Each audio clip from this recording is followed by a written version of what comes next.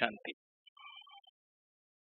आज का विषय है हम कोरोना वायरस के संक्रमण से कैसे बचें। कोरोना वायरस बेसिकली क्या है? कोरोना वायरस एक रेस्पिरेटरी वायरस है, गले के सांस की नाली को इन्फेक्शन करने वाला वायरस है। और इसका नाम कोरोना क्यों पड़ा? क्योंकि कोरोना माना क्राउन, जैसे क्राउन होता है ना, ऐसे गोल गोल उसके आसपास चक्र किरणें निकल रही हैं, सूरज के माफिक है ना, ऐसा वायरस है ये, इसलिए इसको कोरोना वायरस कहते हैं। और ये कोरोना वायरस 2002 में पहली बार आया था भारत में, मतलब जो चाइना से शुरू हुआ था।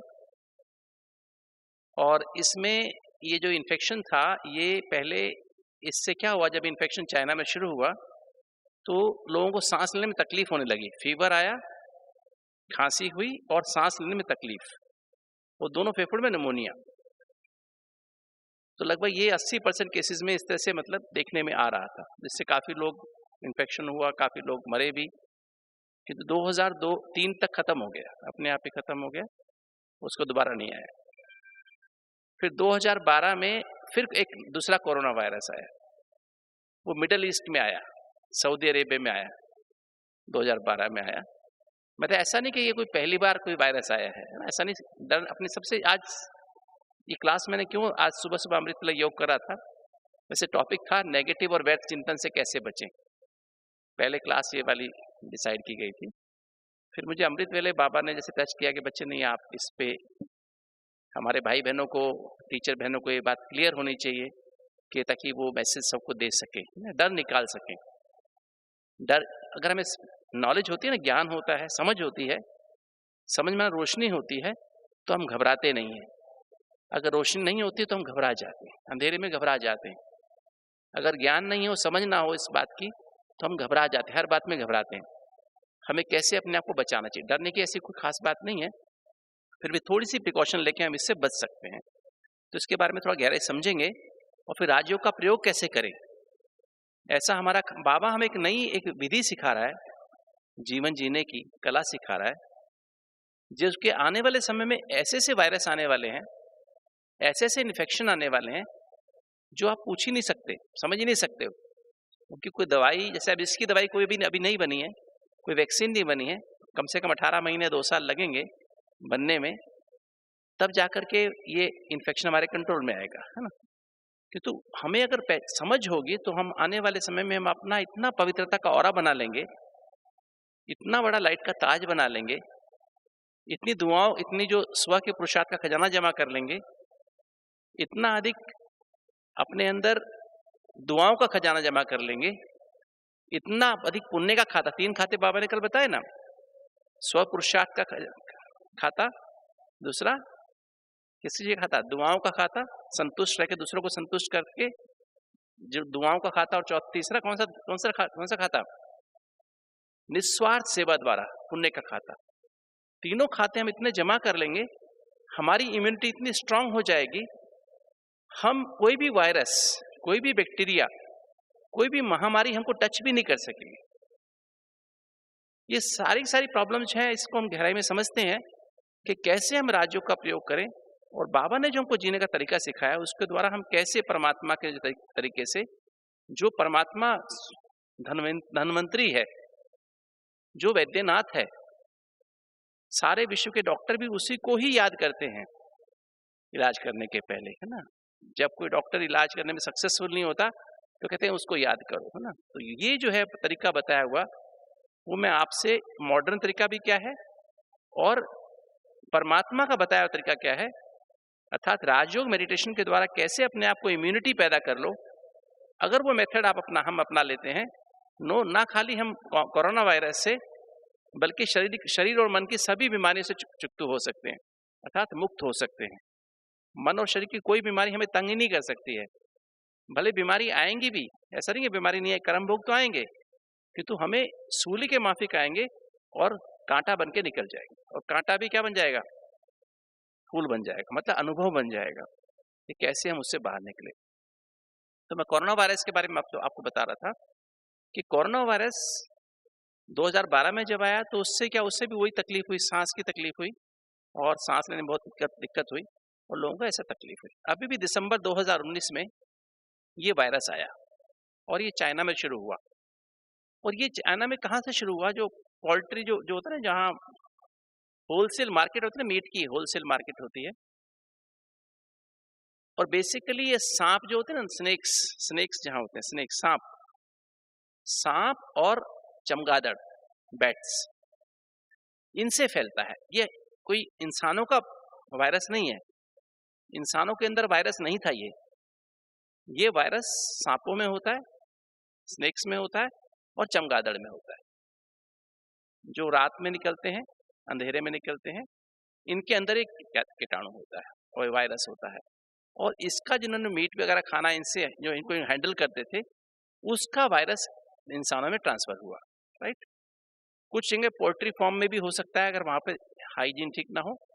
तो बेसिकली ये वायरस चाइना के एक वुहान नाम का प्रांत है, वहां पर पहली बार अनुभव किया गया दिसंबर 2019 में। और अभी तक आज की जो रिपोर्ट है, आज की रिपोर्ट अर्थात 1 बजे तक, आज 7 तारीख को 1 बजे तक, 7 तारीख को 1 बजे तक जो संख्या है वो 1,02,297 केसेस रिपोर्ट हो चुके हैं अभी तक, और उसमें से 3,497 लोगों की डेथ हो चुकी है। और चाइना में 3,070 लोग मर चुके हैं अभी तक, और बाकी देशों में कितने? 427 केसेस की डेथ हुई। तो बेसिकली चाइना में सबसे ज्यादा लोड है। फिर कुछ देश ऐसे हैं, जैसे साउथ कोरिया में काफी सारे केसेस हैं, है ना। 90% से ज्यादा केस तो चाइना में ही है, 95% के लगभग। कुछ थोड़े से केसेस जो हैं 90% के आसपास समझो वहां पर चाइना में है, और बाकी थोड़े से केसेस जो हैं वो हैं साउथ कोरिया में, उसमें भी हजारों की संख्या में है। और फिर है ईरान में, तीसरा नंबर ईरान का है, और चौथा नंबर जो है इटली का है। और फिर एक शिप था जापान की तरफ, उसमें 626 लोग थे, उसमें से 6 लोग की डेथ हो गई। 626 लोगों में से 6 लोगों की डेथ हो गई। वहां भी काफी इन्फेक्शन, वो शिप वहीं खड़ा, योकोहामा में खड़ा हुआ है, और उसमें भारतीय भी कुछ थे, है ना। भारतीयों को 128 भारतीय थे, उसमें से उसको यहाँ लेके आया गया, हमने उसको रेस्क्यू कर लिया। तो उसमें से 6 लोग डेथ हुई टोटल मिला के, है ना। तो बेसिकली मेरा कहने का और भारत में सिर्फ अभी तक 31 केस रिपोर्ट हुए हैं, 3 की रिकवरी हो गई है। 628 लोगों को हम लेके आए थे वुहान प्रांत से, उसमें ज्यादा स्टूडेंट्स थे। उसको हमने छावला नाम की जगह है, सीआरपीएफ का बेस कैंप है, वहां रखा था। उसको हमने क्वारंटीन में रखा 3 हफ्ता, और उसके बाद अब छुट्टी कर दी है। और 3 केस तो रिकवर हो गए उसमें से, हमारे टोटल केसेस में से, जिनमें पॉजिटिव केस थे 28 केस एक्टिव केसेस हैं। तो मैं संख्या इसलिए बताया था कि आप डरो नहीं, है ना। भारत में 130 करोड़ लोग हैं, है ना, ठीक है। उसमें से कितने केस हैं भारत में? 31, सिर्फ 31, है ना, समझ रहे हैं। उसमें से 3 केस ठीक हो चुके हैं। 28 को मतलब सर्विलेंस पीरियड में रखना पड़ता है, क्वारंटीन में रखना पड़ता है, इलाज कर रहे हैं, कोई सीरियस नहीं है उसमें से। 28 में से वो ठीक हो जाएंगे। 6 केस में से 1 केस में कुछ प्रॉब्लम होती है, खतरनाक होता है, मतलब उसमें रिस्क होने का चांस होता है, खतरा होता है। 6 में से 1 मतलब लगभग 15% केस में, ठीक है। Is it clear? ये बात समझ में आई सभी को? लगभग 6,000 केसेस ऐसे हैं, मतलब जो 1 लाख में से 61,000 लोग तो ठीक, उनको रिकवर कर लिया गया, ठीक हो गए, मतलब 61,000 लोग ठीक हो गए, उनको रिकवरी कर दी गई, है ना। अब उसमें से सिर्फ कितने बचे हैं? उसमें से 3,427 केस मर चुके हैं, डेथ हो चुकी है। 57,000 लोग ठीक हो चुके हैं। अब 40,000 केस हैं, उसमें से भी 90% से ज्यादा केस ठीक हैं, माइल्ड केसेस हैं, माइल्ड डिजीज है ना। सिर्फ 6-7% लोग, लगभग 6,000 केस पूरे वर्ल्ड में, है ना, वो थोड़े से उनका इलाज चल रहा है, सीरियस हालत, है ना, ठीक है। तो इस तरह की फिगर्स हैं, जो लेटेस्ट फिगर्स हैं, WHO की फिगर्स हैं, विश्व स्वास्थ्य संगठन की फिगर्स हैं। अब हम क्या कर सकते हैं, इसकी पहचान कैसे करें? जैसे आम जुकाम होता है ना, हमको जुकाम हो जाता है, हमको गला खराब हो जाता है, बुखार आ जाता है, शरीर में हरारत होती है, ऐसी सिम्टम्स इसके अंदर होते हैं। पहली जो सबसे ज्यादा इस सिम्टम जो है वो फीवर है। बुखार होता है 99, 100, 101, 102 तक बुखार होता है और सारे शरीर में दर्द होता है। फीवर, सबसे पहली बात फीवर है। दूसरी बात कफ है, ठीक है। तीसरी बात है शॉर्टनेस ऑफ ब्रेथ, सांस फूलने लगता है। अगर आपको फीवर के साथ खांसी है और अगर आपका सांस फूल रहा है, 80% केसेस में से ज्यादा केसेस में ऐसा हो रहा है। अगर सांस फूल रहा है, सांस क्यों फूलता है एक्चुअली? क्योंकि 75% से ज्यादा केसेस में दोनों लंग्स में निमोनिया हो जाता है। सांस फूलने का कारण क्या है? दोनों फेफड़ों में निमोनिया हो जाता है, बाइलेटरल निमोनिया। 100 केसेस में से 75 में जिनको सीवियर डिजीज है, उनको, सबको नहीं होती सीवियर डिजीज, सबको बाइलेटरल निमोनिया नहीं होता है। जैसे 6000 जो केस है ना, उसकी मैं बात कर रहा हूँ। सारे विश्व में 1 लाख से ज्यादा केसेस में से सिर्फ 6000 लोगों में ऐसी प्रॉब्लम है कि दोनों फेफड़ों में निमोनिया, जिनकी डेथ हुई है उनकी भी इसी कारण से डेथ हुई है। Is it clear? कितने परसेंट हुए? मतलब टोटल जो केसेस हैं उसमें से सिर्फ 6 में से 1 केस में प्रॉब्लम होती है, ठीक है। या समझो 10 से 15% केस में थोड़ी प्रॉब्लम होती है। तो अब इसको इलाज बड़ा सिंपल, तो फीवर, कफ और तीसरा क्या है? शॉर्टनेस ऑफ ब्रेथ, सांस फूलना। और एक्सरे में अधिकतर सांस फूलने के कारण दोनों फेफड़ों में निमोनिया हो जाना, तो ये कारण होता है। बाकी नाक का बहना सिर्फ 4% केस में होता है। ये ध्यान रखना है कि नाक, जैसे नेजल डिस्चार्ज बहुत कम लोगों में, 100 में से 4 लोगों में होता है। डायरिया 2% केस में, किसी किसी को डायरिया भी, डायरिया में लूज मोशन, दस्त लग जाते हैं, ऐसा केस हो जाता है, ठीक है। हेडेक हो सकता है, हेडेक जैसे आम जुखाम में भी हेडेक हो जाता है, उसी तरह का हेडेक, बट ये हेडेक थोड़ा सीवियर होता है, जोर से होता है, ठीक है। अब ये तो इसके सिम्टम्स हो गए, मुख्य सिम्टम्स यही वाले हैं, मुख्य सिम्टम्स ये वाले हैं।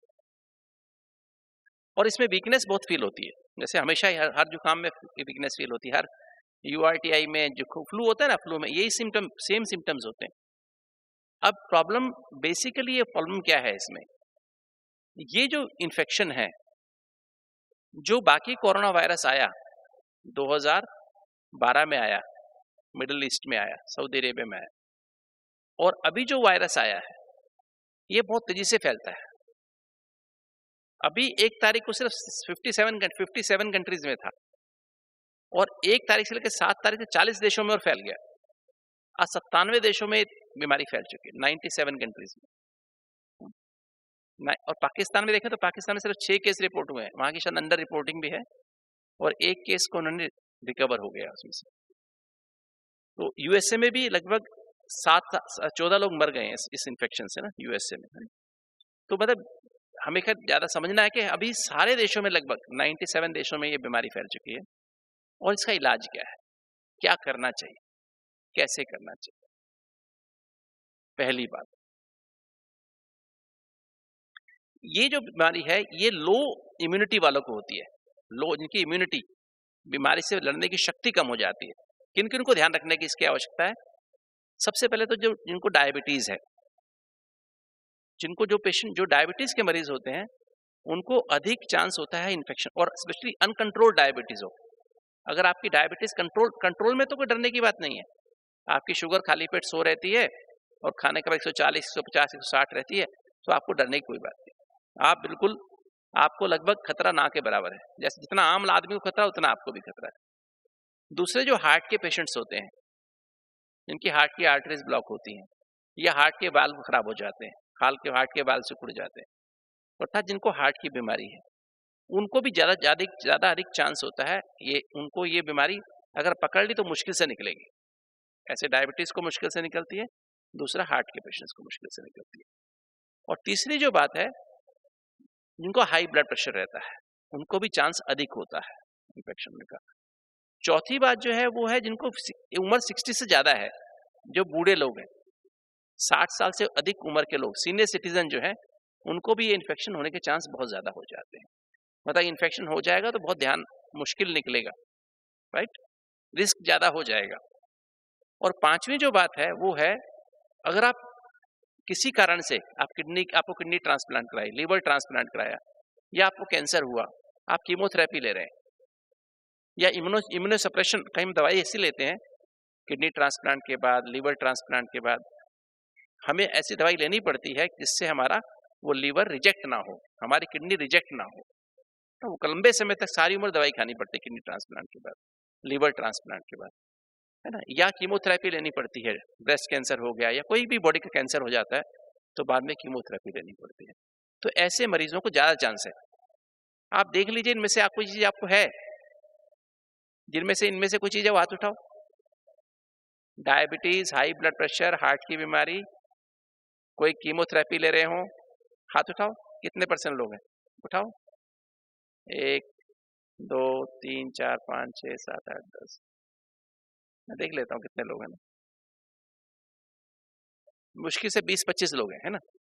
ठीक है, ज्यादा लोग हैं सभा में इस टाइम, कम से कम 5000 लोग तो होंगे, है ना, ज्यादा ही होंगे, है ना। तो इनमें से 25 लोग कितने % हुए? कितने % हुए बताओ? तो ज्यादा डरने की बात नहीं है, और इस 25 लोगों को भी डरने की बात नहीं है। मैं उनके लिए बताता हूं क्या करने का है, ठीक है, राइट। तो ये क्लियर हो गया। अच्छा, दूसरी जो आज जो बीमारी, जो एक बात अभी WHO ने रिपोर्ट की है, वो समझने की बात है कि आज जो हम कहते हैं हर्बल मेडिसिन ले लो, ये एंटीबायोटिक खा लो, कोई एंटीबायोटिक का इसमें असर नहीं होता है। ये वायरस है ना, इसका कोई एंटीबायोटिक कोई भी खा लो आप, जितनी स्ट्रॉन्ग से स्ट्रॉन्ग एंटीबायोटिक खा लो, वो आपको नुकसान करती है, फायदा नहीं करती है, राइट। वायरस में, बैक्टीरिया की दवाई होती है, वायरस की दवाई नहीं होती है ना। तो इसके लिए कोई दवाई काम नहीं करती है। कोई ऐसी एंटीवायरल ड्रग, कुछ दो ड्रग्स आई हैं, किंतु वो आप अपने आप नहीं यूज कर सकते, वो अस्पताल में हम देते हैं, मरीजों को दाखिल करने के बाद देते हैं, है ना, वो अस्पताल में देते हैं। तो इसलिए इसकी कोई दवाई आप बाजार से लेके खाओ, आपको फायदा कर जाएगी। आपको जुकाम हो रहा है, कुछ तकलीफ हुई, आपने दवाई शुरू, अपने आप दवाई ले ली, वो हर्बल मेडिसिन शुरू कर दी, उससे कुछ विशेष कोई ऐसा डॉक्यूमेंटेशन नहीं है कि उससे कोई फायदा होता है। बाकी अपनी इम्यूनिटी को बूस्ट करने के लिए क्या करें, एक तो ये हो गया। दूसरा, अब इससे पहले हमें क्या हाइजीन कैसे रखें, 2 बात की हाइजीन आपको रखनी है। एक तो हैंड हाइजीन रखनी है, हैंड हाइजीन समझते हैं, अपने हाथों को स्वच्छ कैसे रखना है, अपने हाथों को स्वच्छ रखना है। दूसरा, रेस्पिरेटरी हाइजीन रखनी है, सांस की आपको हाइजीन रखनी है। ये इन्फेक्शन कैसे फैलता है, या तो जैसे हमने खांसी की, खांसी में वो इन्फेक्शन ड्रॉपलेट के रूप में निकलता है और हवा के थ्रू आपको पास नहीं आता है। तो जिसको भी खांसी हो, अगर उससे आप 1 मीटर दूर हैं, 1 मीटर की दूरी, 3 फुट की दूरी है, तो आपको खांसी करा, आपको इन्फेक्शन लगने के चांस बहुत कम है। एक तो आप ये मोटी बात नोट कर लीजिए, कोई भी खांसी जिसको है, जुकाम है, वो सभा में नहीं आना चाहिए, ठीक है। या कहीं जहां पब्लिक गैदरिंग है, उसको ट्रेन में जाना, प्लेन में जाना, बस में जाना, भीड़ भड़ाके वाले एरिया में जाना नहीं जाना चाहिए, जब तक वो ठीक नहीं हो जाए। सिंपल है ना, इज इट क्लियर? यस, ये बात समझ में आई आपको? तो अपने घर में रहे, आराम करें। अगर वो सांस में तकलीफ हो रही है, सांस लेने में तकलीफ हो रही है, शॉर्टनेस ऑफ ब्रेथ बैठे बैठे हो रही है, तो डॉक्टर को तुरंत कांटेक्ट करो। डॉक्टर उसका एक्सरे करके देखेंगे, ब्लड टेस्ट करके देखेंगे, तो पता लग जाएगा कि बाइलेटरल निमोनिया तो नहीं है। तो बाइलेटरल निमोनिया तो डर खत्म हो जाता है, ठीक है। तो एक तो ये पहली इंपॉर्टेंट बात तो हमें ये देखने की है।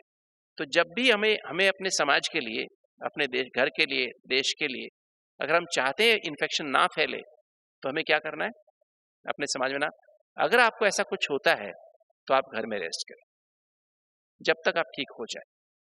और फिर अगर शॉर्टनेस ऑफ ब्रेथ होती है, फीवर हो रहा है, सिर दर्द हो रहा है, या थोड़ा सा आपको खांसी हो रही है, गला थोड़ा सा दर्द हो रहा है, आम हो रहा है, कोई बात नहीं, बॉडी में दर्द और वीकनेस है, कोई बात नहीं, आप इसके लिए रूटीन में जो मेडिसिन खाते हैं, विक्स लगाते हैं, कुछ काढ़ा बना के पीते हैं, है ना, गिलोय का पानी, या कुछ भी आप काला मिर्च, तुलसी का पत्ता, अदरक, जो घर में हम पीते हैं यूजुअली ना, और थोड़ा सा इम्यूनिटी बूस्टर, थोड़ा सा गर्म पानी।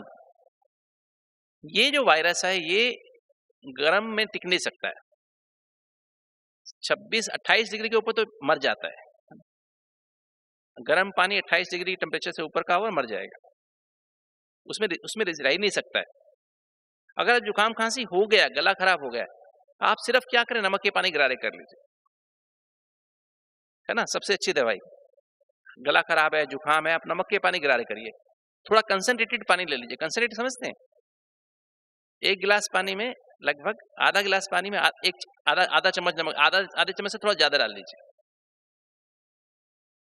मतलब उसको 1%, 0.9% होता है ना, 0.9% नॉर्मल सलाइन कहते हैं, तो उसको लगभग 1 ग्राम, 100 ग्राम पानी में 1 ग्राम नमक डाल दीजिए, तो वो कंसंट्रेटेड हो गया। उसमें कोई भी बैक्टीरिया, वायरस जिंदा नहीं रह सकता। लिस्ट्रीन लोशन गार्गल करते हो या हेक्सिलिन वगैरह से कई बार मरता नहीं कीटाणु, किंतु नमक का पानी हल्के गर्म पानी में नमक डाल के, वो सबसे अच्छा इसका तरीका है ठीक करने का। दूसरा, स्टीम ले लीजिए। स्टीम, गर्म पानी की स्टीम होती है ना जो, वो भी टेम्परेचर उसका हाई होता है, तो उस जब आपका वो अंदर सांस जाएगा, वो नाक में जाएगा, मुख में जो स्टीम जाएगी ना, एक कैप्सूल कार्बोल प्लस आता है, या विक्स भी, आप विक्स वेपोरब भी थोड़ी सी डाल सकते हैं, तो वो डाल के सुबह शाम दिन में 3 बार स्टीम ले लीजिए, 3-4 बार गार्गल्स कर लीजिए, तो वो इन्फेक्शन बैक्टीरिया थोड़ा बहुत, कोई कैसा भी वायरस है, चाहे वो कोरोना वायरस है, एडिनो वायरस, कई तरह के वायरस होते हैं, वो उस वायरस अपने आप ही मर जाएंगे, आपका अपने आप ही ठीक हो जाएगा। रेस्ट इज बेस्ट, इसके लिए रेस्ट इज बेस्ट ट्रीटमेंट। पहली बात रेस्ट, दूसरी बात नमक के पानी गार्गल्स और स्टीम लेना। अब इन्फेक्शन मेरे को हो गया, तो ये क्या मैंने बताया कैसे फैलता है? मैंने खांसी की, छींक आई, तो मेरे के द्वारा 1 मीटर के डिस्टेंस तक कीटाणु फैल जाएंगे। इस 1 मीटर के डिस्टेंस में क्या होगा, जिसको जो भी आएगा उसको इन्फेक्शन हो जाएगा। मैंने मान लीजिए किया, तो वो मेरे सामने टेबल है, ये है ना, ये है जैसे, है ना, इसको ये इन्फेक्शन पूरा इसके अंदर चला जाएगा। फिर इसको जो आप हाथ लगाएंगे ना, यूजली 12 घंटे के अंदर अंदर ये वायरस मर जाएगा, अगर हमने किसी ने हाथ में लगाया तो। फिर तो अगर 12 घंटे के बाद भी कोई के अंदर किसी ने हाथ लगाया, तो उसको भी कीटाणु हाथ पे लगेगा, वो नाक पे लगाएगा, अपने मुख पे लगाएगा, आंखों पे लगाएगा, उसको इन्फेक्शन हो जाएगा। ठीक है, तो इसका ये तरीका है, जब भी आपको खांसी आए, छींक आए, तो हाथ में रुमाल रखिए। रुमाल से भी अच्छी चीज क्या है? रुमाल से अच्छी चीज है टिश्यू पेपर। टिश्यू पेपर रखिए, टिश्यू पेपर आप रखिए, और टिश्यू पेपर हाथ में, जेब में 3-4 टिश्यू पेपर रखिए, और किसी पॉलीथीन में डाल के, और एक टिश्यू पेपर निकालिए, और उससे पे छींक आए ना, उस पे करिए, और उसको तुरंत डस्टबिन में डाल दीजिए। इधर उधर मत फेंकिए। अपने हाथ पे भी इन्फेक्शन नहीं लगना चाहिए, क्योंकि हाथ पे लगाएंगे तो फिर आप किसी और को टच करेंगे, उसको इन्फेक्शन लगेगा। ये बहुत जल्दी इस तरह से स्प्रेड हो रहा है। ये कोई एयरबॉर्न नहीं है। एयरबॉर्न माना मैंने सांस लिया, मेरे सांस के द्वारा किसी को लग जाए, ऐसा नहीं है। ये मैं देख रहा हूँ कई भाई बहनों को मास्क लगा के बैठे हैं, मास्क लगा के घूम रहे हैं शांति में। कोई मतलब नहीं है मास्क लगा के घूमने का। किसी को भी मास्क लगाने के घूमने की आवश्यकता नहीं है। किसी को भी मास्क लगा के घूमने की आवश्यकता नहीं। ये डरने और डराने की बात है ना, इससे कुछ फायदा नहीं होने वाला। मास्क किसको लगानी है? जिसको जुकाम हो गया है, जिसको सिम्टम आ रहे हैं, जुकाम खांसी के सिम्टम आ रहे हैं, वो ये। और इस सिंपल मास्क काफी है। सिंपल मास्क समझते हैं? ये सिंपल जो मास्क आती है, सिंपल मास्क जो होती है, वो आप यूज कर सकते हैं। सिंपल जो कितने पैसे की आती है, मैं समझता हूँ कुछ ज्यादा पैसे की नहीं आती है ना, 5 रुपए की आती है, 2 रुपए की आती है। और अगर आपके पास मास्क नहीं है, मास्क मार्केट में आजकल नहीं मिल रही है ना, बहुत लोग दीवाने हो गए हैं ना, फोबिया हो गया लोगों को ना, कि कोरोना वायरस से हमको कोरोना वायरस कहीं से आएगा, हमको चिपक जाएगा, है ना। ऐसा नहीं होता है ना, इस तरह से कोरोना वायरस नहीं आएगा। अगर आपको जुकाम खांसी हो भी गया है, तो आपके टिश्यू पेपर आता है ना, टिश्यू पेपर आता है, जो टिश्यू पेपर तो मिल रहा है मार्केट में खूब सारा।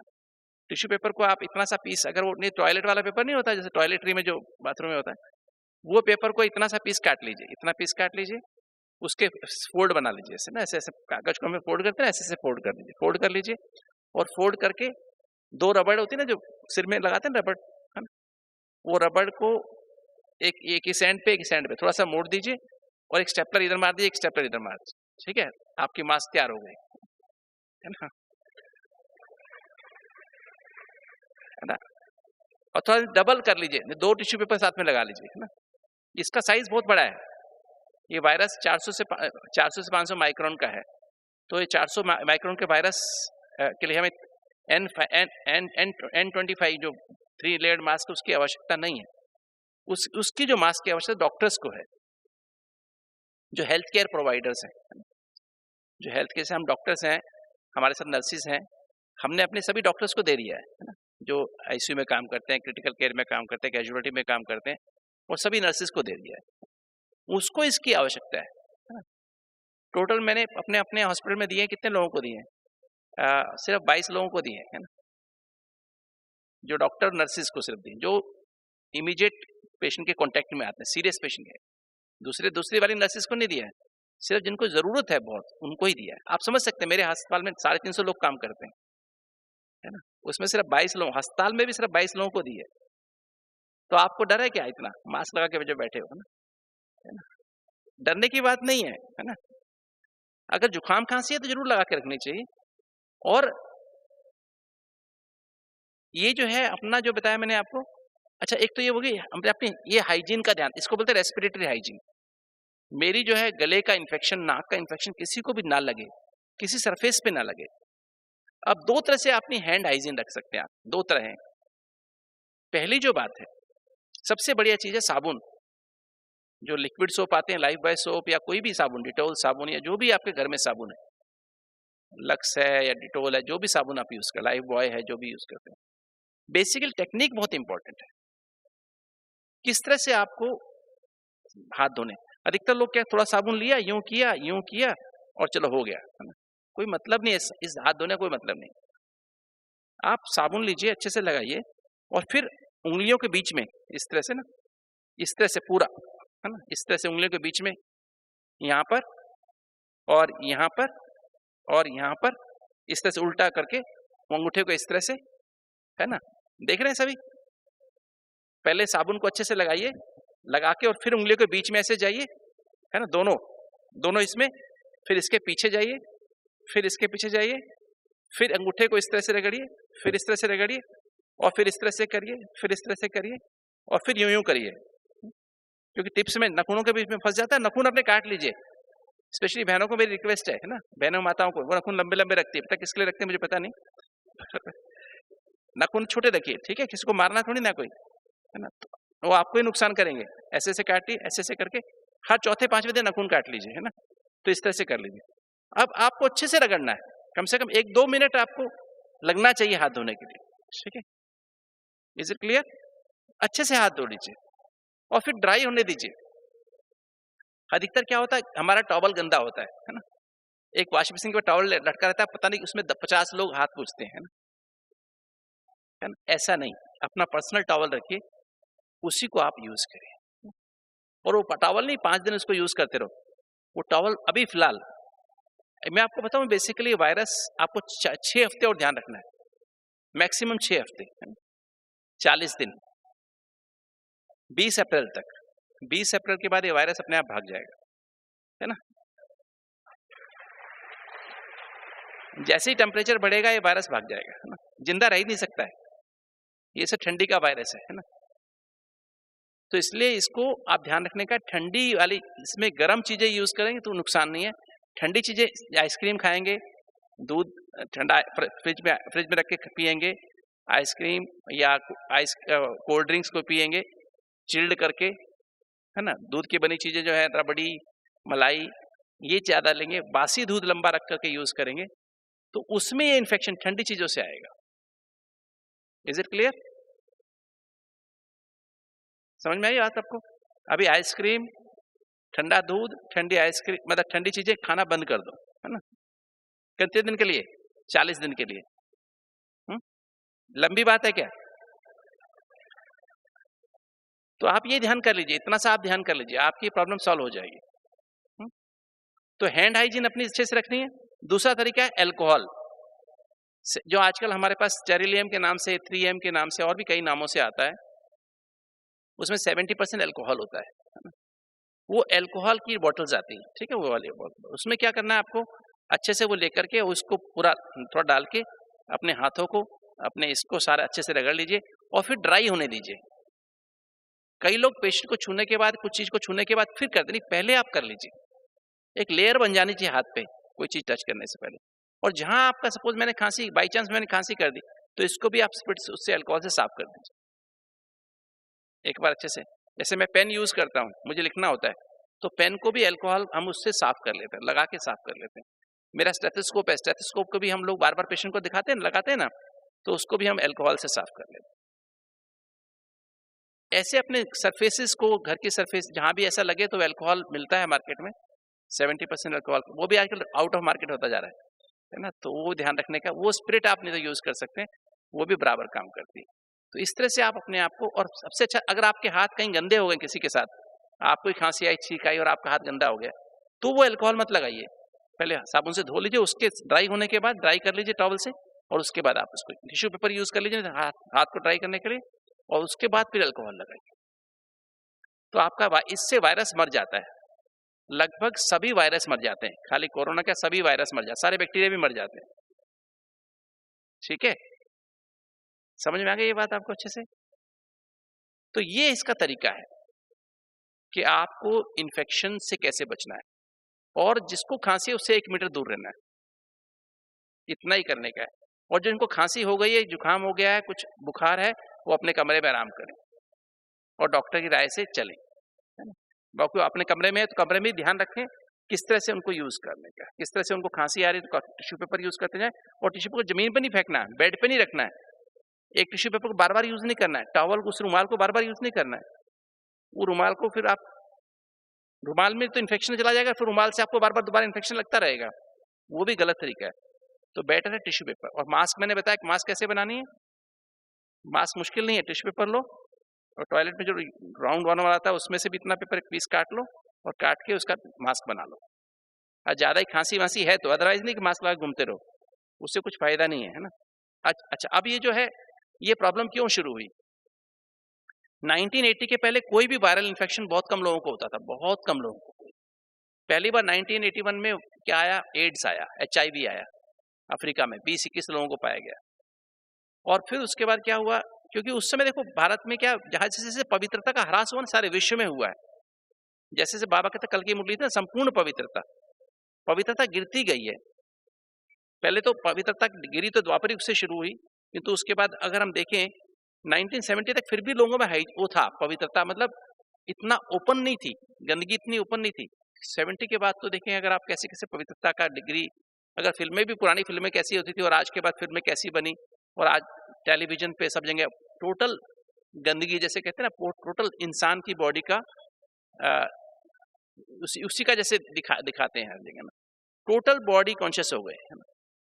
तो ये जो पवित्रता का ह्रास हुआ, फिर साथ साथ क्रोध, हिंसा, पहली हिंसा तो काम विकार, और दूसरी हिंसा क्रोध, फिर आतंकवाद आ गया 75 के बाद ना, आतंकवाद आना शुरू हुआ।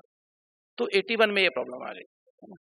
उसके बाद क्या हुआ, फिर उसके बाद जैसे फिर क्या हुआ, फिर उसके बाद ये आ गया चिकनगुनिया आया, उसके बाद ना फिर ये अपना ये वाला आ गया, जो दूसरा वाला स्वाइन फ्लू आया पीछे ना, ये जो मैंने बताया ना, सार्स बोलते हैं उसको, दूसरे को मर्ज बोलते हैं।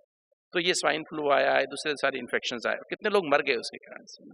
फिर अपना जो ये जो डेंगू फीवर आया है ना, तो ये सारे फीवर क्यों आ रहे हैं, ये इन्फेक्शंस क्यों आ रहे हैं, जो पहले कभी थे ही नहीं, एक खत्म नहीं दूसरा शुरू, एक दूसरा खत्म तीसरा शुरू हो जाता है। और ये क्यों आ रहे हैं? क्योंकि इंसान की इम्यूनिटी कम हो गई। पवित्रता का कनेक्शन डायरेक्ट इम्यूनिटी से है।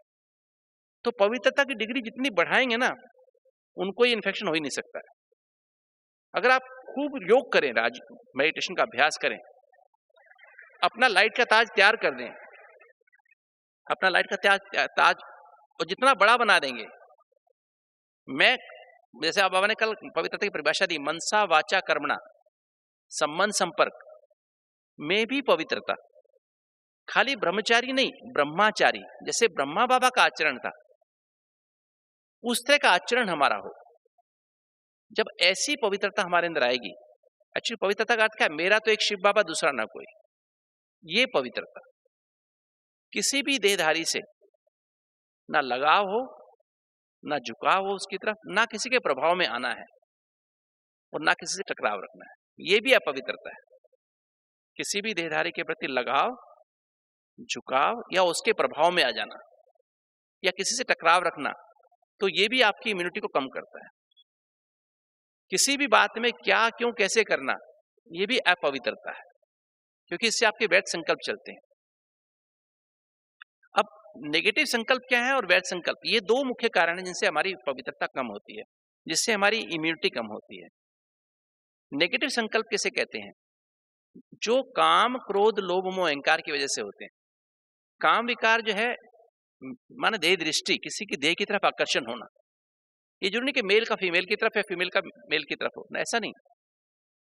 किसी भी देहधारी की तरफ, मेरा अपनी देह में भी आकर्षण है, या किसी भाई का भाई में या बहन का बहन में भी आकर्षण है, उससे लगाव हो गया है, उसकी तरफ झुकाव हो गया है, उसके प्रभाव में आ गए हैं, उससे टकराव हो गया है, तो ये भी अपवित्रता है। तो काम विकार, क्रोध, क्योंकि इससे क्या होता है, इससे मेरी भी एनर्जी, स्पिरिचुअल एनर्जी, आत्मिक ऊर्जा, मतलब ज्ञान की जल जाती है माना मेरी ज्ञान खत्म हो जाता है, सत्य की समझ खत्म होती है, मैं आत्मा हूं, ये भी आत्मा है।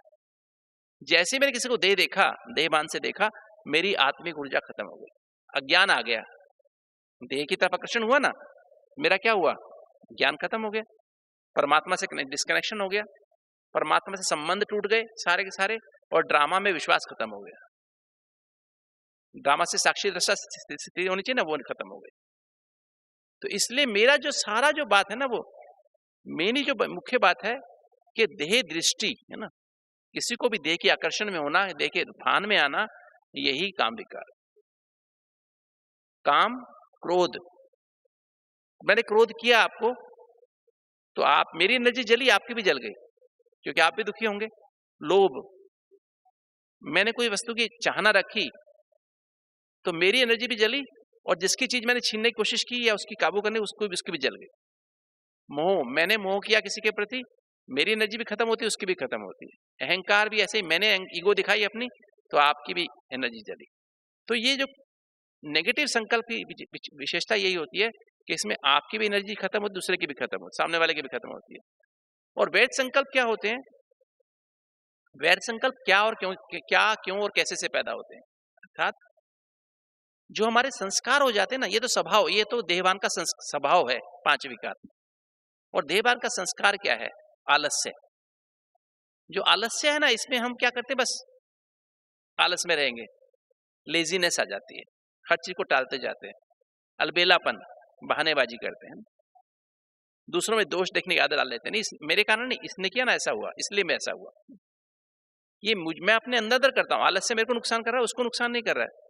अलबेला मैं हूं, नुकसान मेरा हो रहा है, उसका नहीं हो रहा है। मैं आपके अंदर दोष देख रहा हूं, आप तो अपनी स्थिति में है, मैं आपके अंदर बुराई देख रहा हूं। आपके अंदर 95, 90, 99 गुण है, 99 आपके अंदर गुण है, अच्छे गुण है, और मेरे को आपका वो एक अवगुण है ना, वही दिखाई दे रहा है। आपको नुकसान नहीं है, मेरा नुकसान हो रहा है, मेरी स्थिति खराब हो रही है ना। बदलने की भावना, उसको पता भी नहीं मेरे को अंदर बदलने की भावना है, मेरी एनर्जी जल रही है। शक करना, अनुमान लगाना, मेरी एनर्जी जलती है। चिंता, भय, मेरे को चिंता लगी हुई है, बच्चे की, किसी और चीज की, कोई और किसी सेंटर की, है ना, किसी और को नुकसान नहीं, मेरी एनर्जी जल रही है। डर लग रहा है मेरे को, मेरी एनर्जी, मेरे को फोबिया हो गया है, किसी को नुकसान नहीं मेरे फोबिया से। कई लोगों को अंधेरे कमरे में, अंधेरे से फोबिया होता है, किसी को बंद कमरे से फोबिया होता है, किसी को खुली जगह से फोबिया होता है ना। फोबिया माना उनको डर लगता है, तो उनका नुकसान मेरे को हो रहा है, उसको नुकसान नहीं हो रहा है।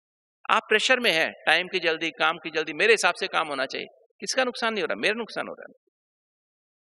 ईर्ष्या द्वेष मेरे मन में चल रही है, दूसरे का नुकसान नहीं, मेरा नुकसान हो रहा है। तो ये जो है एनर्जी हमको थका देती है, हमारी एनर्जी को जला देती है। काम विकार जैसे, ये 5 विकार जैसे सूखी लकड़ी जलती है ना, वो जल के खत्म हो जाते हैं।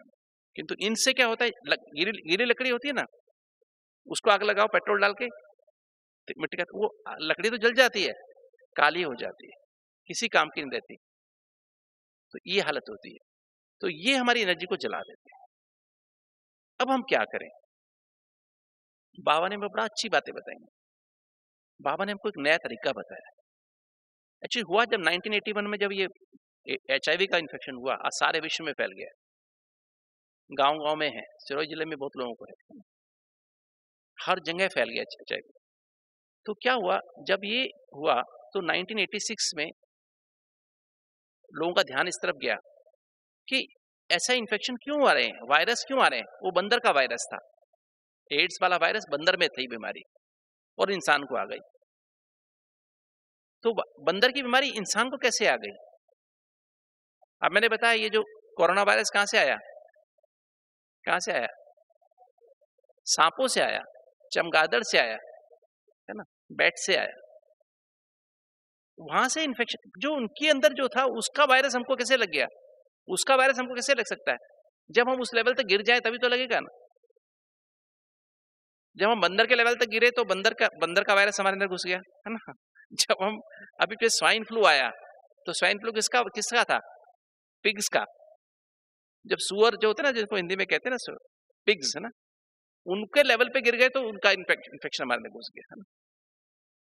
तो हमें उस लेवल तक गिरे हैं ना, हमारी प्योरिटी जो इंसानों का एक मर्यादा होती है, हम उस लेवल से नीचे गिर गए हैं। अब पीछे बर्ड फ्लू आया, उसके पहले दूसरा फ्लू आया था, ये जो होता है ना मुर्गे वाला, है ना, वो फ्लू आया था। तो हमारा लेवल कहां तक गिर रहा है? किस लेवल तक हमारी प्योरिटी का लेवल गिर गया है, मर्यादा का लेवल गिर गया है। तो अगर जितना हम गिरते जाएंगे उतना अधिक इस तरह के इन्फेक्शन हमको होते जाएंगे। और आगे आने वाले समय में क्या होगा, किसी के इन्फेक्शन की आवश्यकता नहीं होगी। आपकी नाक में जो वायरस है ना, कीटाणु बैक्टीरिया है, आपके गले में ही है, आपको कहीं से इंपोर्ट नहीं करने हैं। आपकी इम्यूनिटी इतनी कम हो जाएगी हमारे लोगों में, जो सारा दिन लड़ते रहते हैं, काम क्रोध लोभ मोह अहंकार में खोए रहते हैं, आलस में अलबेलेपन में पड़े रहते हैं, चिंता भय करते हैं, दूसरों पर शक करते हैं, अनुमान लगाते हैं, जल्दीबाजी करते हैं, ईर्ष्या द्वेष करते हैं, वो अपने ही दुश्मन बन दूसरों के गुण देखते रहते हैं, है ना, बदला लेने की भावना रखते हैं दूसरों से। उनको उसकी कोई बैक्टीरिया वायरस की आवश्यकता ही नहीं है, उनको अपने ही बैक्टीरिया खा जाएंगे, है ना। उनको कोई बम की आवश्यकता नहीं है ना, उनको कोई अर्थक्वेक की आवश्यकता नहीं है ना? कोई तूफान आए, सूरज से किरणें आए, कोई ऊपर से उल्का गिरे, उनको कोई आवश्यकता नहीं है, अपने आप ही वो खत्म हो जाएंगे। तो विनाश कैसे आ रहा है आप देखो। अब आप हमारे सामने दो तरीके हैं, या तो हम भगवान की श्रीमत पे चल के और क्या बन जाए, ब्राह्मण से फरिश्ता बन के देवता बन जाए। इसी जन्म में बनना है, अगले जन्म में बनना है? कि सत्युग में बनना है, अभी बनना है? अभी बनना है कि देवता तो वहां जाके बनेंगे ना, कि यहाँ बनना है? यहीं बनना पड़ेगा ना। तो अब हमको क्या करना पड़ेगा?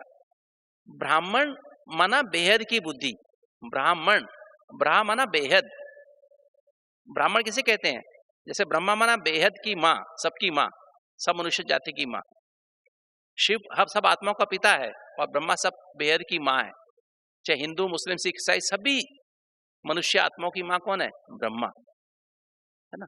तो शिव बाबा ब्रह्मा के द्वारा हमारी रचना करते हैं ना। तो बाबा क्या करते हैं, हम थोड़े से आत्माओं को 0.01% आत्माओं को बाबा हमें क्या करते हैं, शूद्र से ब्राह्मण बना देते हैं। शूद्र माना जो इनकी बुद्धि सराई देहभान, दे के संबंध संपर्क, दे के पदार्थों में, और दे के स्वभाव संस्कार। दे के स्वभाव ये 5 विकार, और दे के संस्कार ये 10 बातें मैंने जो बताई, आलस, अलबेलापन, दूसरों में दोष निकालने की आदत, बदला लेने की भावना, शक, अनुमान, चिंता, भय, जल्दीबाजी, ईर्ष्या, द्वेष, है ना, ये 10 बातें, जिससे वैध संकल्प पैदा होते हैं। और नेगेटिव 5 विकारों से नेगेटिव संकल्प पैदा होते हैं। तो इससे हमारी इम्यूनिटी कम होती है। तो बाबा ने क्या किया, हमारी मन को चेंज नहीं किया, हमारी बुद्धि, उस बुद्धि हमें दिव्य बुद्धि दे दी। दिव्य बुद्धि में ना, जिस बुद्धि में ज्ञान भरा हुआ है, जिसमें सत्य की समझ भरी है, जिसमें ABCD भरा हुआ है। ABCD समझते हैं? ज्ञान माना ABCD, A फॉर आत्मा, B फॉर भगवान या बाबा, C फॉर कनेक्शन माना संबंध, मेरे सारा संबंध उसके साथ है, और D फॉर ड्रामा, मेरा इस परिवार में जन्म क्यों हुआ, मैं चेन्नई में क्यों जो मेरा जन्म हुआ, मेरा जन्म इसमें क्यों हुआ, मिजोरम में क्यों हुआ, असम में क्यों हुआ, दिल्ली में क्यों नहीं हुआ, वही मुझे माता पिता क्यों मिले, वही भाई बहन क्यों मिले, वही नौकरी क्यों मिली, वही पति क्यों मिला, वही पत्नी क्यों मिली, वही बच्चे क्यों मिले, बताओ क्यों मिले। इस सृष्टि रूपी ड्रामा में हर आत्मा एक्टर है, और हर आत्मा अपने इस जन्म और पिछले जन्म को कर्मों के हिसाब किताब के अनुसार 100% एक्यूरेट पार्ट प्ले कर रही है। और शिव बाबा इस सृष्टि रूपी ड्रामा का क्रिएटर है, डायरेक्टर है, और कौन है, प्रिंसिपल एक्टर है, और सुप्रीम जस्टिस भी है। और हर आत्मा को उसके इस जन्म और पिछले जन्म को कर्मों के हिसाब किताब के, कर्मों के अनुसार नहीं, कर्मों के हिसाब किताब के अनुसार अभी तक 100% एक्यूरेट डायरेक्शन दी है। और अभी भी 100% एक्यूरेट डायरेक्शन दे रहा है, और उसमें से 0.01% आत्माओं को उसने क्या किया है, शूद्र से ब्राह्मण बना के अपनी गोद में बिठा लिया है, अपनी गोद में बिठा के उनको राजयोग सिखा रहा है। रचता और रचना के आदि मध्यन का ज्ञान देकर उनको ब्राह्मण से फरिश्ता बना के, ब्राह्मण सो फरिश्ता सो देवता बना करके, और फिर बीज रूप स्थिति में ले जा करके उनको अपने साथ वापस कहां ले जाएगा, स्वीट साइलेंस होम, परमधाम लेके जाएंगे वाया सूक्ष्म वतन, और फिर कहां भेज देंगे, वापस हमको सुखधाम स्वर्ग में भेज देंगे। राइट? तो कितनी परसेंट आत्माओं को, 0.01% आत्माओं, है ना, ज्यादा आत्माओं को नहीं, 0.01% आत्माओं को। सत्युग में तो जो आएंगी आत्मा शुरू में 0.001% है ना, सत्युग में जो आएंगी, और जो त्रेता में आएंगे वो 0.01% है ना। राइट? और जो अष्टातन बनने वाले वो कितने हैं, 0.0000001% है ना। जो 16,108 में आने वाले हैं वो कितने होंगे, उसमें भी 4 जीरो और लगेंगे, है ना, बाकी को 3 जीरो लगेंगे एक लगने से पहले, है ना, 9 लाख वाले, है ना। तो आप समझो कितनी रेयर हम आत्माएं हैं। उन आत्माओं को बाबा ने अपनी गोद में बिठाया। हर ब्राह्मण का मतलब ही क्या है, हम सब के सब सूक्ष्म वतन में ब्रह्मा बाप दादा की गोद में बैठे। ब्रह्मा बाबा का सूक्ष्म शरीर, लाइट का शरीर माना क्या, पवित्र संपूर्ण पावन सत्व प्रधान बुद्धि, संपूर्ण पावन सत्व प्रधान मन, और संपूर्ण पावन सत्व प्रधान संस्कार।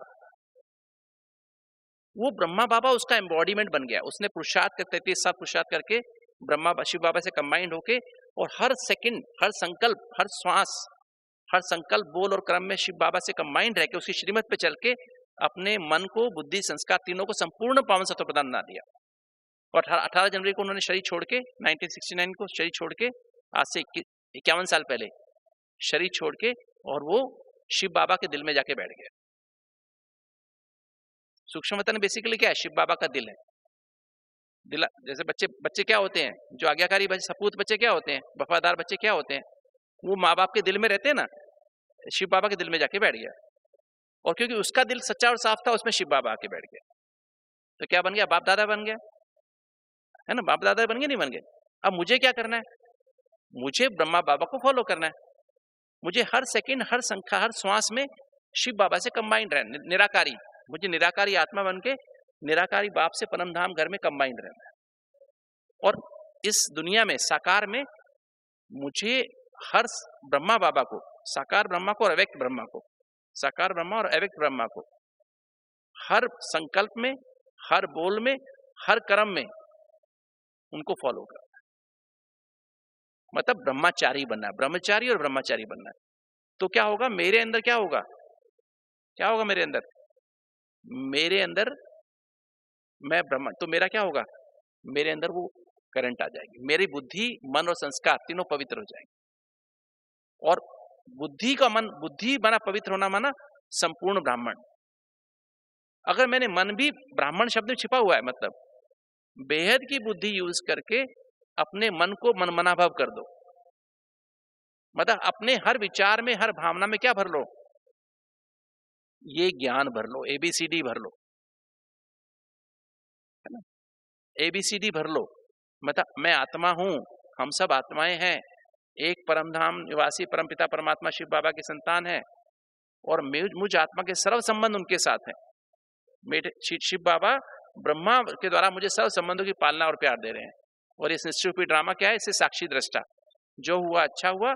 अभी क्या हो रहा है, अभी मैं बाबा की गोद में बैठा हूं, बाबा मुझे राजयोग सिखा रहे हैं, मुझे रचता और रचना के आदि मध्यंत का ज्ञान दे रहे हैं, और इसकी गहराई में उतर जाओ, है ना। जितना इसकी गहराई में हम उतरेंगे तो क्या होगा, मेरे 63 जन्मों के विक्रम विनाश होंगे, और जैसे से मेरे विक्रम विनाश होते जाएंगे, मेरा मन क्या बनता जाएगा, पावन सत्व प्रधान बनता जाएगा। जब 63 जन्मों के पाप कर्म पूरी तरह से विनाश हो जाएंगे, तो मैं फरिश्ता बन जाऊं। तो बुद्धि, क्योंकि सारे पाप कर्म कहां रहते हैं, बुद्धि में नहीं रहते हैं, मन में रहते हैं। सारे पाप कर्म मन में रहते हैं, स्मृति के रूप में, वृत्ति के रूप में, भावना के रूप में, और संकल्पों के रूप में। तो सारे पाप कर्म इसलिए मनमना भव, मेरा हर विचार बाबा की श्रीमत पे हो, और उन्हीं विचारों में खोया रहा हूं। ये मुरली जो बाबा की मुरली है ना, जैसे आज की मुरली थी योग बल, ये मुरली के अंदर बजनी चाहिए सारा दिन। 100 की माला में आना तो क्या करो, 100 बार मुरली के पॉइंट अंदर बजने चाहिए, एक दिन में 100 बार। कितनी बार? 16,108 में आना तो 8 बार बजनी चाहिए। कल बाबा ने कहा 8 बार 500 रुपये डील करो, 8 बार कम से कम, क्योंकि 8 बार का मतलब ही 16,108 बार आने का पुरुषार्थ। 100 बार किया तो किसमें आ गए? 100 की माला में आ गए। 100 माना 108 की माला, 8 तो हो गए ना। 8 माना जिनको श्वासों श्वास एक बाबा याद रहता है, और बाबा की मुरली, बाबा ने आज क्या कहा, अंदर बजता रहता है, बजता रहता है, राइट। तो जितना हम इसको ABCD का अभ्यास करते जाएंगे उतना क्या होगा, मेरे को सत्य स्वरूप दिखाई देने लगेगा, अपना अनुभव होना शुरू हो जाएगा, दूसरे का भी सत्य स्वरूप अनुभव होना शुरू हो जाएगा, लगाव झुकाव प्रभाव टकराव खत्म हो जाएगा, सर्व संबंध बाप के साथ अनुभव होना शुरू हो जाएगा, और फिर क्या क्यों कैसे खत्म हो जाएगा, और ब्रह्मचारी और ब्रह्मचारी बन जाएंगे, तो संपूर्ण पवित्रता आ जाएगी। तो जितना हम ये अभ्यास करेंगे, घोटेंगे इसको, उतनी मेरे अंदर क्या आती जाएगी, संपूर्ण पवित्रता आती जाएगी। और जब पवित्रता आती जाएगी उतना मैं बाप से कंबाइंड होता जाऊंगा। जो पहली स्टेज है ना, जो इसमें ABCD का मनन, मुरली का मनन चिंतन मंथन सिमरन, उससे आपके अंदर क्या आती है, उससे आपके अंदर आती है, इसको बोलते देहीमानी स्थिति, ये पुरुषार्थ की स्थिति है। फिर आपके अंदर जो पवित्रता आने, मैं पवित्र आत्मा हूं, मैं शुद्ध आत्मा रियल पे फील होने लगता है।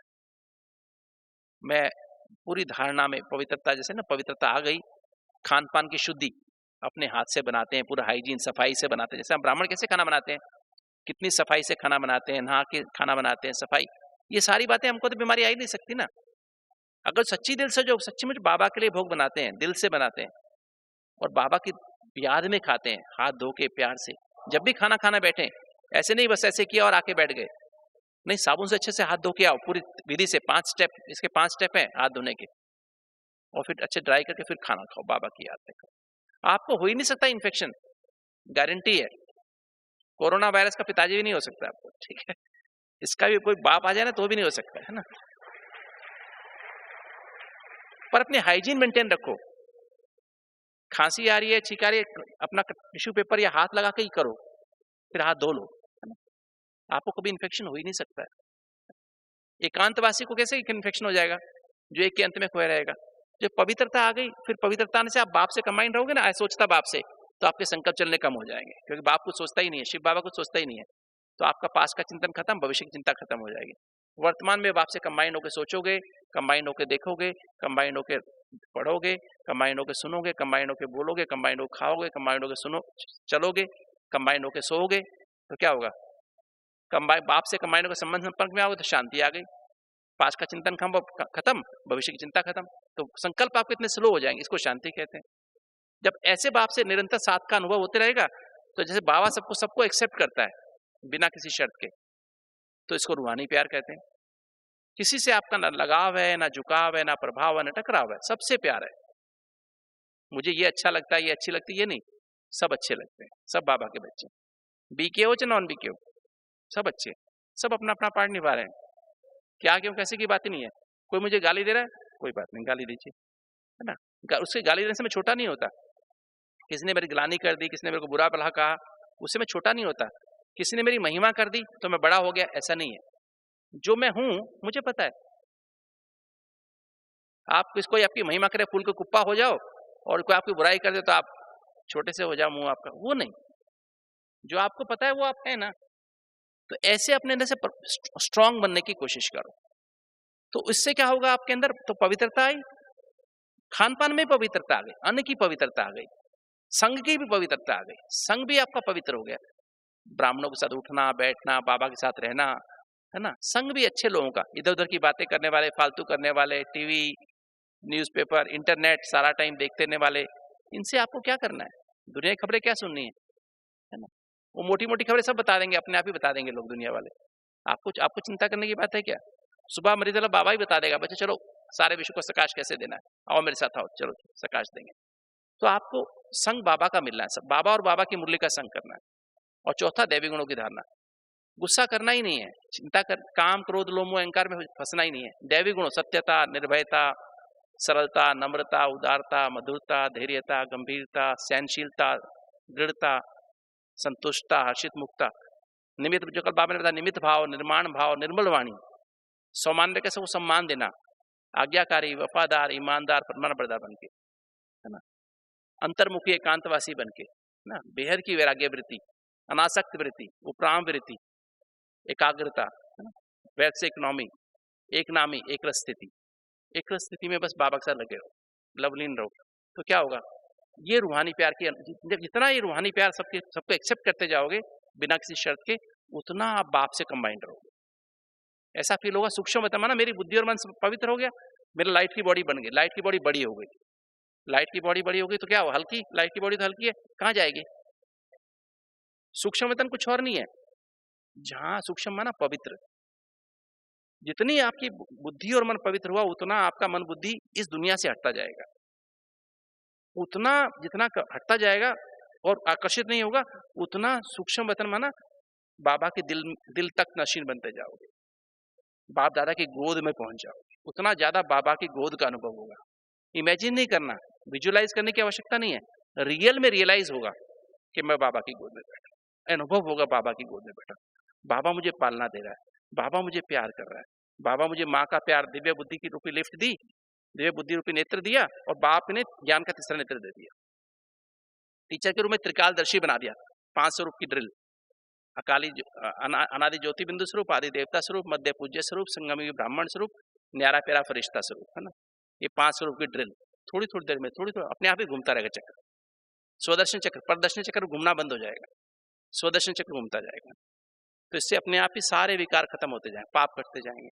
और टीचर के रूप में, सदगुरु के रूप में बाबा ने क्या किया, मुझे 63 जन्म के पाप कर्म विनाश करा के मुक्ति माना सत्य की अनुभूति, परमधाम की अनुभूति होती रहेगी, संकल्प चलने बंद हो जाएंगे और सत्युग की अनुभूति होती है ना, जीवन मुक्ति स्थिति की अनुभूति।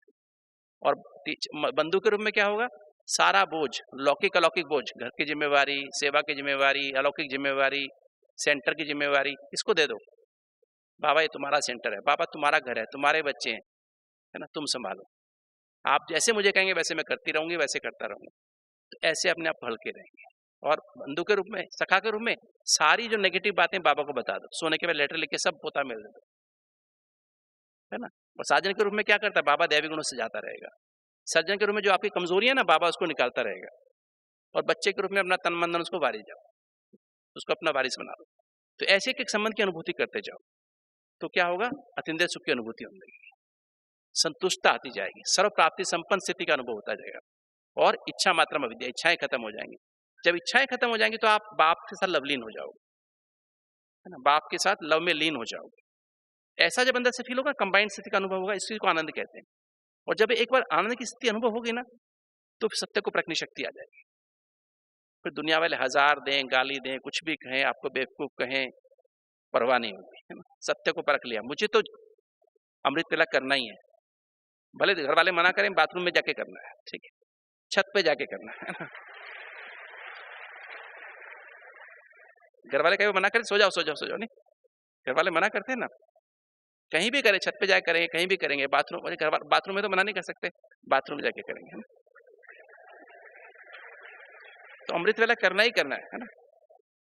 मुरली सुनने जाना ही जाना है सेंटर पे, कुछ भी हो जाए, कुछ भी धरती इधर से उधर हो जाए, भूकंप भी आ जाए, मकान भी टूट जाए, वो टूटे मकानों के ऊपर से जाना है, ठीक है, जाना ही है ना। तो ये सत्य को परखने की शक्ति आ जाएगी, यथार्थ निर्णय करने की शक्ति आ जाएगी, ऐसी तब चाहिए, इसे कहते पवित्रता। इसमें आपको हिम्मत नहीं कोई कोरोना वायरस आ जाए, है ना, कोई दूसरा वायरस नया भी निकला है, वो भी नहीं आ सकता, है ना। विस्तार को सार में लाने की शक्ति आ जाएगी, है ना। विस्तार को माना, आपके सामने पहाड़ जैसी समस्या होगी, वो अपने आप ही राई बन जाएगी, है ना। और समेटने की शक्ति माना, मन बुद्धि को समेट के कहीं भी, सपोज आपको बोला खबरदार से निकले तो यहीं बैठ जाओ, तो आप क्या करोगे, मन बुद्धि को समेट के बिंदी आत्मा बन के परम धाम घर में बिंदी बाप से कंबाइंड हो जाओ। कंबाइंड करंट आने लगे, किसी हिम्मत नहीं होगी आपकी तरफ आंख उठा के देखने की भी, है ना। फिर कोई थप्पड़ भी मारेगा ना आपको, कुछ भी करे चाहे, तो सहन करने शक्ति आ जाएगी, क्योंकि करंट आ रही है ना, बैटरी चार्ज हो रही है, सहन करने शक्ति आ जाएगी, समाने की शक्ति आ जाएगी। और क्या होगा, सामना करने शक्ति, कोई और भी कुछ हो जाए, जैसे प्रहलाद था ना, प्रहलाद को जलाने की कोशिश की, पहाड़ से नीचे डालने की कोशिश की, इन्फेक्शन वाला हाथ लगा के इन्फेक्शन वाला आपकी नाक को ही पकड़ ले कोई कुछ कर ले तो सामना करने की शक्ति आ जाएगी, इतनी प्योरिटी आ जाएगी अंदर से।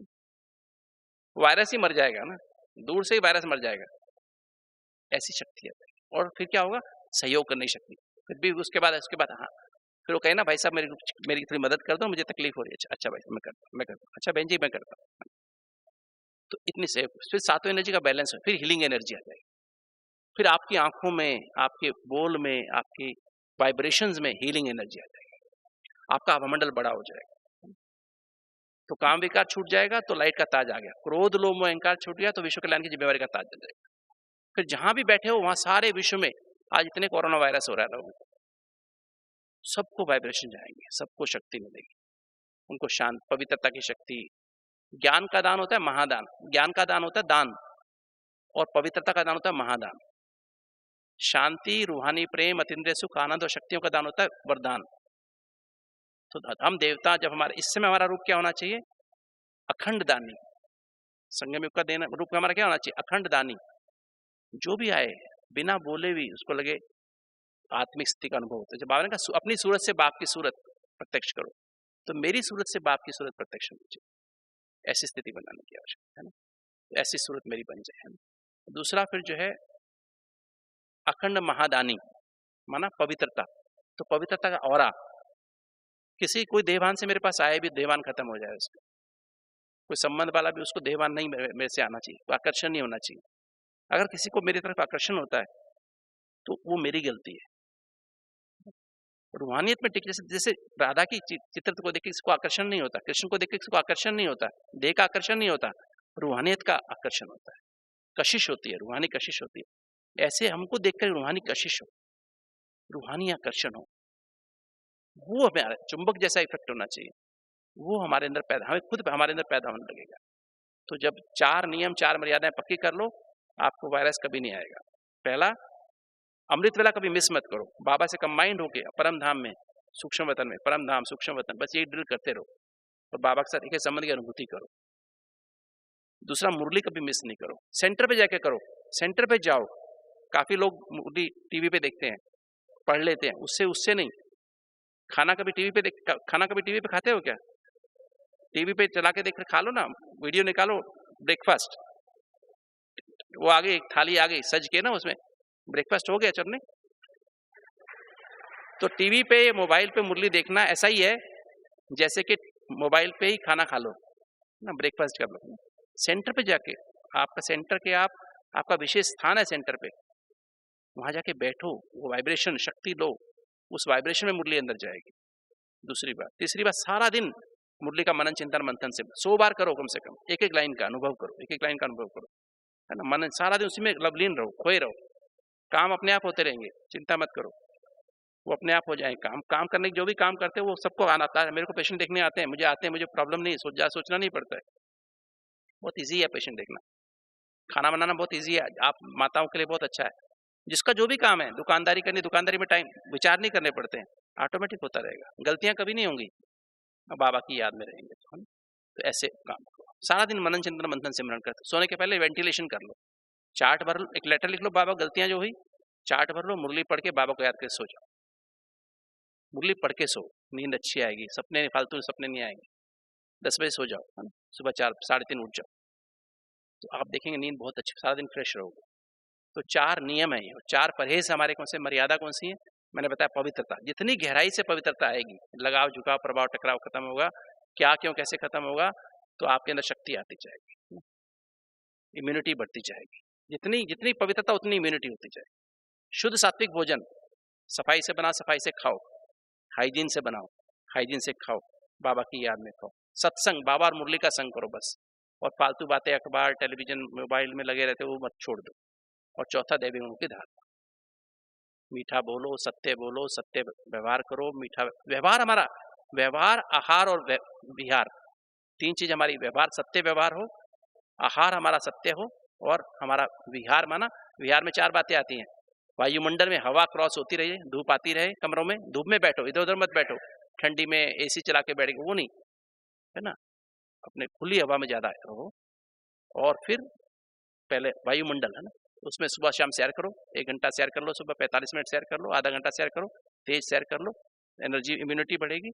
दूसरा संग, ऐसे लोगों का जो हाइजीन की प्रॉपर, उनके साथ उनका संग करो। गंदे गंदे तरह से रहने वाले, गंदे तरह से खाने वाले, उनका संग मत करो, उनके कांटेक्ट से आपको इन्फेक्शन लग जाएगा, है ना। मिलो, दूर से मिलो, नमस्ते, हाथ किसी से मत मिलाओ, नमस्ते, है ना, हाथ जोड़ के नमस्ते कर दो, है ना। तो आप दूर से नमस्ते, हाथ मिलाना बंद कर दो, आंखों से मिलो चाहे हाथ जोड़ो, है ना, क्योंकि हाथ से इन्फेक्शन फैलता है, ये ध्यान रखो।